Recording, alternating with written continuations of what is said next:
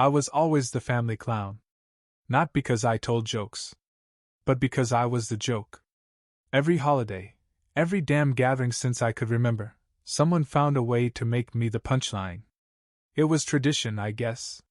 Some families have heirloom recipes or annual photo collages. Mine? They had. Roast Eli. Thanksgiving? Better not let Eli carve the turkey this year, unless you want shredded bird confetti. Christmas?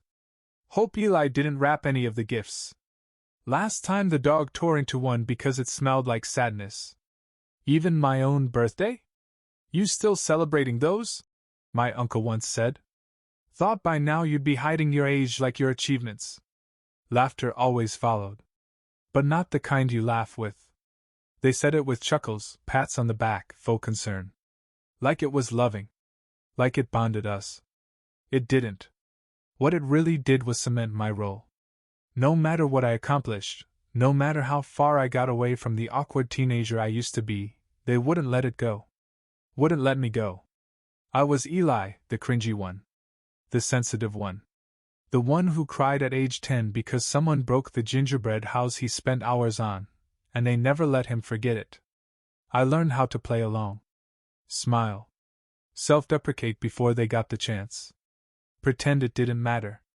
But every year, it chipped away at something inside me. Thanksgiving last year shattered whatever was left. It was the usual chaos. Aunts screeching about gluten, cousins flaunting pyramid scheme purses, and everyone low-key drunk before appetizers were served. I brought sweet potato casserole. It was my grandmother's recipe, the one she said only I got right. When I set it on the counter, Brad, my cousin who still says, "Crypto is freedom," unironically, sniffed it dramatically. "You sure this is edible this time?" I laughed. Lightly. Tried to shrug it off. But then my uncle added, "Hey, someone keep the extinguisher close. Just in case." More laughter. I gave a fake smile and said, "Funny. You're still digesting my leftovers from last year." It landed. Half a beat of silence. But then my mother leaned in and delivered the final blow. She grabbed my wrist gently and said, in that sugary sweet voice only moms can weaponize, "Eli, we tease you because we love you. You've always been our little embarrassment." And that, right there, broke something. I excused myself, went outside, and sat on the cold porch swing alone. No yelling. No scene. Just me, staring down at a Zillow tab I'd left open that morning. A house. 3 beds, big porch, quiet neighborhood. I'd been dreaming about it for months, unsure if I should leap. But as I stared at the image of that front door glowing under dusk light, I thought, what if I never invite them over? What if I finally had a space where their voices couldn't reach? That night, I tapped the screen and scheduled the showing. No fanfare. No announcement. Just one step into a future where I didn't need their approval.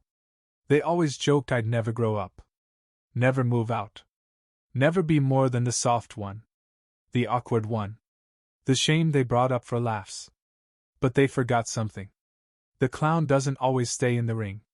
Sometimes he builds his own tent. And decides exactly who gets inside. I showed up 10 minutes early for the showing. Sat in my car for a bit, engine running, hands on the wheel. Not because I was nervous, but because I'd never stepped foot in a place that could actually be mine. The realtor was chipper. "Hi, Eli.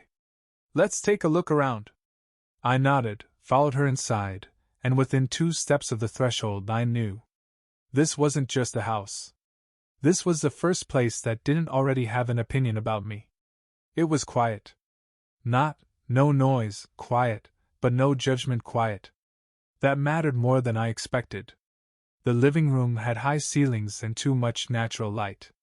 The kitchen was outdated but cozy. There was a little sunroom off the back that screamed reading corner. The master bedroom overlooked a maple tree that turned blood orange in the fall. I didn't care that the basement smelled like mildew. It was mine in my head already. The realtor kept talking. Good bones, great school district, plenty of space for entertaining. But I barely heard her. I was walking room to room imagining how it'd feel to never hear someone scoff from across the couch and say, "You'd put that there?" Or worse, "Is that a poem on your fridge?" I'd always kept parts of myself tucked away, my writing, my books, the second-hand record player I loved too much. Because in every apartment I'd lived in, someone from my family eventually visited. And with every visit came jokes. "You still doing that moody writing thing? Bet you've got some angsty love poems hiding in here. Don't you have any hobbies that make money?" I hated that they made me ashamed of the things that healed me. So when I stood in the middle of that empty living room, with dust in the air and my palms slightly sweating, I realized what I was really buying. Peace. Within a week, I had the approval. The bank liked my clean credit history. The lender was impressed with my savings. The seller liked my flexibility on move-in. Everything fell into place so smoothly it felt suspicious, until I reminded myself, this is what happens when no one's holding you back. When I signed the final document, the notary smiled and slid the keys across the table. They jingled in my hand like the start of a song. I didn't text anyone. No announcement. No family group chat brag. No teary-eyed phone call to mom. I moved boxes in by myself. Slept on a mattress on the floor the first night. Ate pizza cross-legged with jazz playing on a Bluetooth speaker. Looked at the walls and whispered, "You're mine." And then I opened my laptop. I wasn't planning a housewarming party. Not really. It started as a note. A list of people I respected. People who showed up. People who didn't laugh when I said I wanted more than mediocrity and mockery. There was Noah from work, who once called me the most quietly brilliant person in the office. There was Micah from my poetry group, who said my first reading gave him goosebumps. Even my old barista, Ray, who slipped me a free latte on the day I got laid off and said, "You'll bounce higher than they can reach." I kept writing names. But not my mom. Not my dad. Not Brad, or my uncles, or anyone who'd ever toasted a table with a story about weird little Eli. Like I wasn't sitting right there. And the more names I added, the lighter I felt. When I was done, I looked at the invite template. Cream background. Gold trim. One line in the center. "Come celebrate the life they said I'd never build." I hit save. They'd find out eventually. Probably on Facebook. That was fine. I didn't need a confrontation. I didn't need an apology. I needed one photo, one story, one night where I stood in my own house, looked around, and thought, no one here sees me as a joke. Planning the party was easy. I didn't want glitz. I wanted intention. The theme was simple. Reclamation. Not on the invite, not printed on a banner, just in the bones of every detail. No paper plates. No drunk uncles. No chain restaurant catering. I hired a small local chef, Mara, a friend of a friend who cooked fusion soul food with this elegance that made everything feel sacred. The playlist was curated by an actual DJ who specialized in vinyl-only sets. And the guest list? 37 people. All handpicked. All real. Every single one of them had seen me, really seen me, at some point in the last 10 years. Not a single person who ever called me a moody teen, or laughed when I asked if I could read something I wrote. Not one person who ever used the phrase, Eli being Eli, like it was a punchline. I didn't rush the process. I wanted to savor it. The color palette? Slate gray and sage green. Lighting? Warm amber bulbs hung along the fence. Dress code? Come as your proudest self. The invites went out digitally. Clean. Minimalist. No fanfare. I didn't post about it on my main feed. Not yet. But one afternoon, I shared a soft photo on Instagram, the backyard at golden hour, Edison lights glowing against the early dusk, with a caption that simply read, "Coming soon." That's all it took. A friend reshared it. Then another. Someone tagged me with fire emojis. "Is this yours?" Someone else med. I smiled. Let the attention trickle, controlled and earned. Then I got the text. It was from Jenna, One of the few cousins I never fully wrote off. She sent a screenshot from the old family group chat. I hadn't been part of that thread in over a year. But apparently my mother hadn't deleted it. Mom, is this what I think it is? Uncle Joe, looks like Eli bought a house. Didn't tell anyone? Brad, since when can he afford a house? Mom, again I'm calling him. I didn't reply. But my phone lit up 5 minutes later. Voicemail. I played it once. Just once. Eli, it's your mother. Well, I saw something online. Are you having a party? Did you move? I just think it's odd that no one was told. We're your family, Eli. We always supported you. Please call me back. I stared at the phone for a long time. Always supported me? I remembered my graduation, how she congratulated my cousin twice before she remembered to hug me. I remembered her 50th birthday when I paid for the cake, and she thanked everyone but me. I remembered how she once told someone at church, Eli's more artistic than practical, bless his heart. When I was standing right there. No. She didn't support me. She tolerated me, when it was convenient. She loved the version of me that stayed quiet.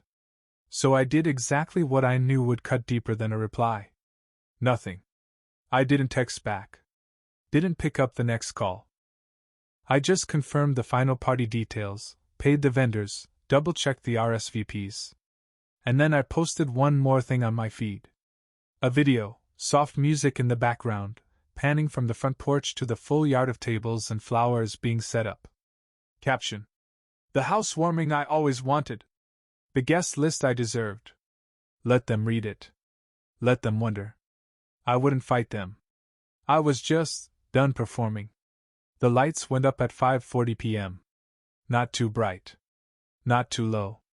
The kind of glow that made people lean in just a little closer, speak a little softer, laugh a little longer. At 6 o'clock, the first guests arrived. Micah brought a bottle of rose and a stack of zines I'd once contributed to. Jay brought his girlfriend and told me, dead serious. This house feels like you. Mrs. Keller, yes, that Mrs. Keller, came in a blue blazer and a gold pin shaped like a typewriter. She looked around and whispered, Told you you'd make it. By 7:15, the backyard was humming. There were candles and glass jars on every table. Platters of lamb skewers and roasted vegetables coming out like clockwork. Soft music curling through the air, bouncing off string lights and clinking glasses. No one asked me to explain myself. No one made a joke when I said the dessert was vegan. No one laughed at my playlists, or my chairs, or the color I painted the kitchen, moss green, for the record. And for the first time in years, I wasn't on alert. I wasn't waiting for the jab. The side-eye. The God, Eli, under someone's breath. I was just there. Present. Real. Whole. At one point, I stepped inside to grab another bottle of wine. My phone buzzed. DM from Brad, wow. Would have been nice to be invited, but okay. Missed call, Mom. New Facebook comment, from Aunt Sherry. Glad to see you're doing well.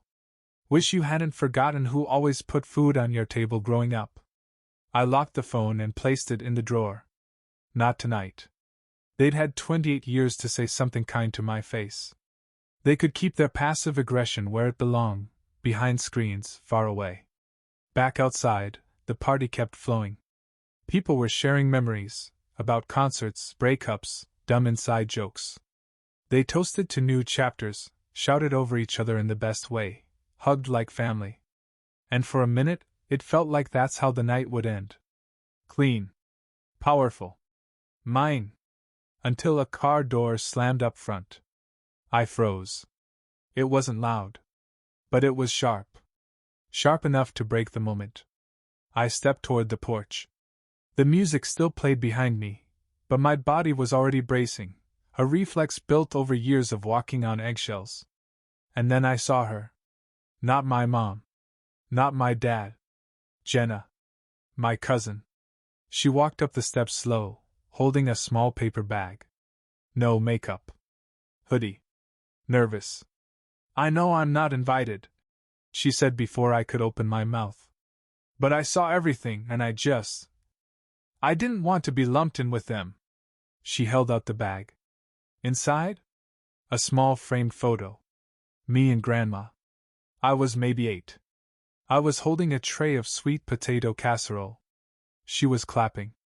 I found it cleaning out a box, Jenna said. Thought maybe this was yours more than theirs. I stared at it, stunned. You can tell me to leave, she added. I get it. I'm proud of you. I looked at her. Then at the photo. Then back at the party, glowing just behind me. Take off your shoes, I said. Grab a plate.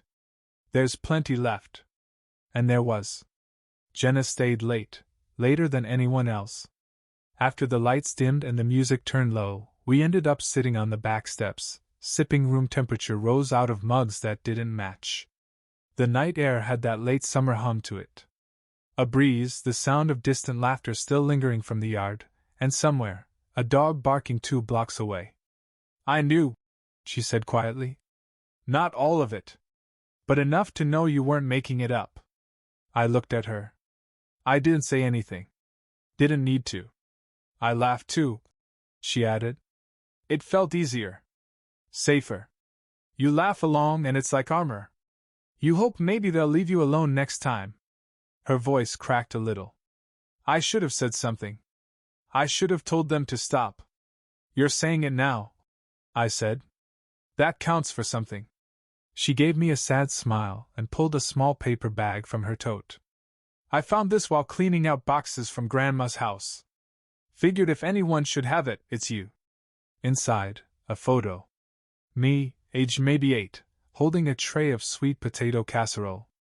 I was smiling, real smile, not the one I learned to fake later, and Grandma was behind me, clapping like I'd just cured cancer. She kept this? I asked, throat tight. In her dresser. We sat with that for a while. Just quiet, the good kind. She always believed in you, Jenna said. She once told me you'd be the one to surprise everyone. That you felt too much to stay small. Her words, not mine. That one stuck. After she left, I stayed up cleaning the yard, candles, glasses, folding chairs that still held the heat of the day. There was a kind of holiness to it. Like clearing the altar after a sacred ritual. At 1:47 a.m., I finally opened my phone. The notifications were waiting like mosquitoes. Mom, you embarrassed all of us tonight. We're your family, Eli. How could you do this? Aunt Sherry, hope it was worth it. We always supported you. This was cruel.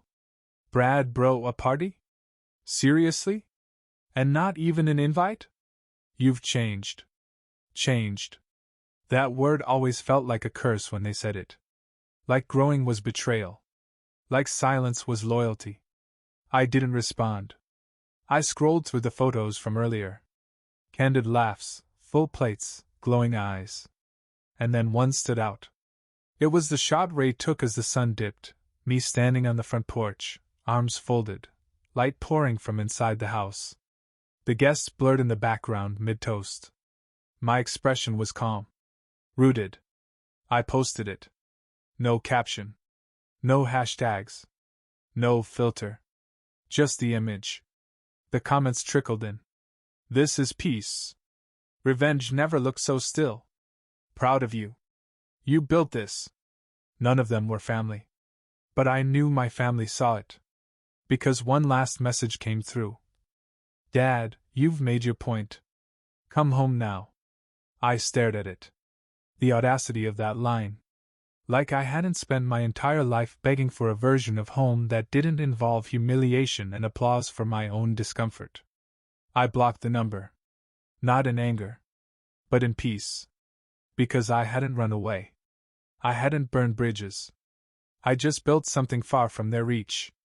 And in this house, this glowing, imperfect, wildly intentional house, there was no more room for anyone who only ever pulled up a chair to laugh. I always thought moving in meant dropping boxes in corners and promising you'd unpack them later. But this house was different. It wasn't just mine legally, it was mine emotionally. and I was going to earn every inch of it. I started with the walls. Not because they were ugly, but because they were neutral. Beige. Like they were afraid to offend. Exactly how I'd lived for most of my life. I went bold. The living room became forest green. Deep and warm, like a forest that hugs you back. The hallway? Burned orange, the color of late October leaves. My office? Dark navy, with gold accents. It looked like a storm wrapped in ambition. Every stroke felt like a statement. I live here. I am allowed to take up space. Next, the furniture. I didn't go minimalist or curated for likes. I went functional. Comfort first. Personality only. I hung art from indie vendors and filled shelves with every book I was once teased for reading. There were no family photos. Not out of spite. Out of honesty. What was I going to hang? A framed shot of me mid-eye roll while someone made a quirky Eli joke? A Christmas photo where I'm half cropped out, stuck on the end because we didn't think you were coming. No thanks. Instead, I printed the party photo. The one Ray took. Me on the porch, dusk glowing around my shoulders. That went over the fireplace. The days passed quietly. I got into a rhythm. Wake up. French press. Paint. Nail gun. Organize. Music. Sometimes podcasts, sometimes silence. No buzzing family group chats. No guilt-tripped phone calls. It felt like breathing with both lungs for the first time. But outside the walls, things were brewing. I got a text from an old high school friend. Jamie, hey. Just curious, everything okay with your folks? Your cousin said you had a breakdown or something? I nearly laughed out loud. There it was. The spin. They couldn't reach me. Couldn't control the narrative. So they were building a new one without me. I heard through a coworker that Aunt Sherry was telling people I ghosted the whole family after getting some inheritance money. Brad posted a tweet vaguely referencing people who burn every bridge just to feel taller. They were rewriting the script. And I wasn't in the cast anymore. I let it be. Until Ray called me. Hey, she said. I hope you don't mind, but I wrote a little something about your party. She runs a lifestyle blog. Small but loved. She writes about creative spaces, unconventional healing, boundary setting. Of course, I said. As long as it's honest. It's more than that, she replied. It's the story you told in your silence. I just translated it. She posted it the next day. Title: The House You Weren't Invited to, and Why That Matters. She didn't name me directly. Didn't spill details. But it was clear. The essay was about a man who rebuilt himself in the aftermath of mockery. Who hosted a party not to show off, but to show up for himself. Who curated a guest list based on earned presence, not inherited guilt. It took off. I don't know who picked it up, Reddit maybe. Or Medium's editor's picks. But the comments poured in. This made me cry. I was the family embarrassment too.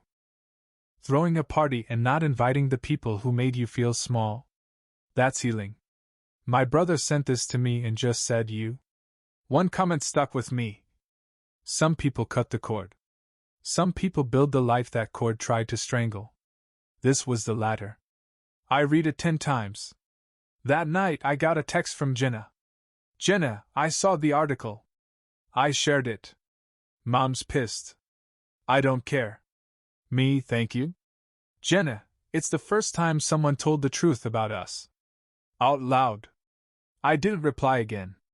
I just stood in the kitchen, barefoot on cold tile, surrounded by walls I painted myself, with a piece of writing about my life going viral for not being angry, but being free. And somewhere in the silence I smiled. Not everything needs to be loud to echo. I saw Uncle Joe in the grocery store. I had headphones in. Hoodie up. Just grabbing oat milk and grapes like a normal Tuesday human. But there he was. Standing in front of the yogurt section, mouth twitching like he'd been rehearsing something in the car. I gave a nod. Kept walking. Eli. I stopped. thought you'd be too famous to shop with the rest of us. There it was. Just getting groceries, I said. He stepped closer. Your mom's been crying every day, you know. I didn't answer. Don't you think this has gone far enough? You made your point. That blog post made everyone think we're monsters. I took out one earbud. I didn't write it. You didn't have to. You hosted a damn party like it was a protest. No, I said calm. I hosted a party like it was a beginning. His eyes narrowed. You think this makes you brave? No, I said again. It makes me free. He scoffed and walked off, muttering something about selfish kids raised on therapy. I didn't follow. I didn't need to. The next day, I finalized details for my next event, a creative open house. A kind of salon-style night for artists, writers, and people I'd always admired but never invited over because I was too scared of being me. This time, I wasn't scared. I sent out digital invites again. Clean design. Charcoal background. Gold text. At the bottom. This space is built on presence, not pressure. If you've ever felt like you had to shrink to fit a room, this room is for you. The responses were instant. Yes. Can't wait. I'll bring poetry. Do we get to read our awkward teenage stuff too? It felt right.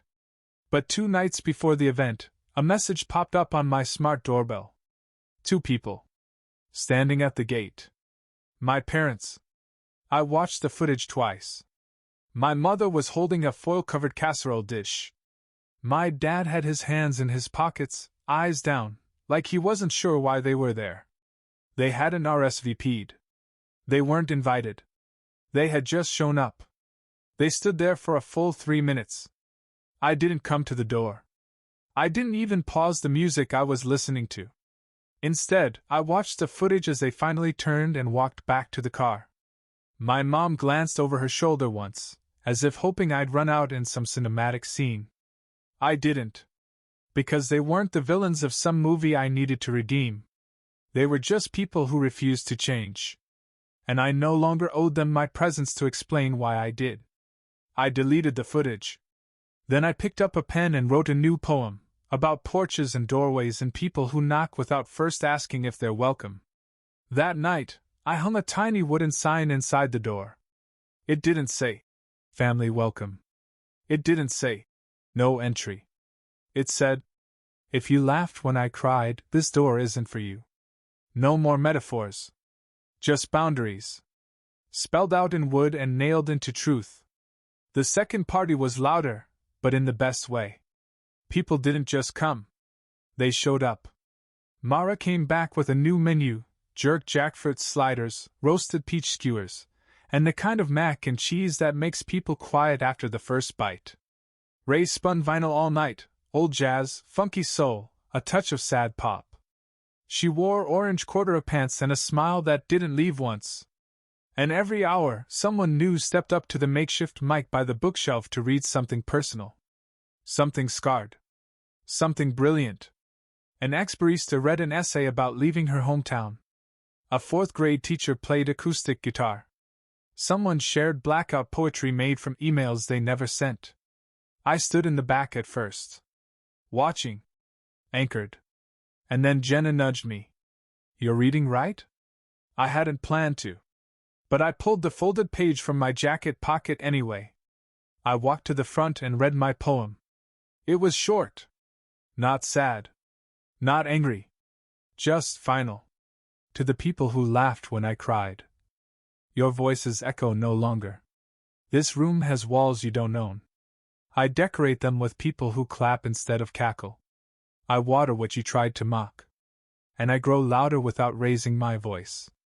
Silence. Then a full second of quiet breath. And applause. Not polite claps.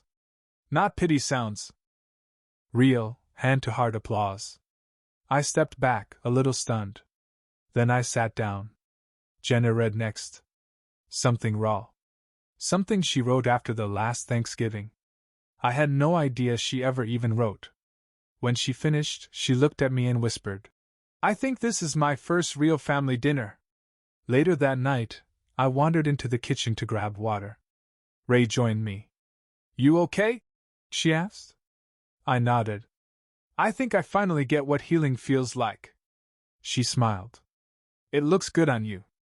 Before everyone left, someone handed me a disposable film photo. A snapshot taken through the sliding door, me, standing inside my house, bathed in warm light, people around me laughing. But this time, I wasn't in the corner. I wasn't cropped out. I wasn't the blurry kid behind the real stars. I was centered. Seen. The next morning, I brewed coffee barefoot and stood by the window watching a blue jay bounce across the fence. I thought about every holiday I spent shrinking. Every plate I cleared without a thank you. Every time I was called, the embarrassment, by people who wanted a joke more than a son. And I thought, this is the ending I never expected. Not a fight. Not a scene. Just a space that didn't ask me to be smaller. I walked into the living room and straightened the photo Ray took at the first party. Then I hung the new one beside it. 2 moments. 2 versions of me. Both at peace.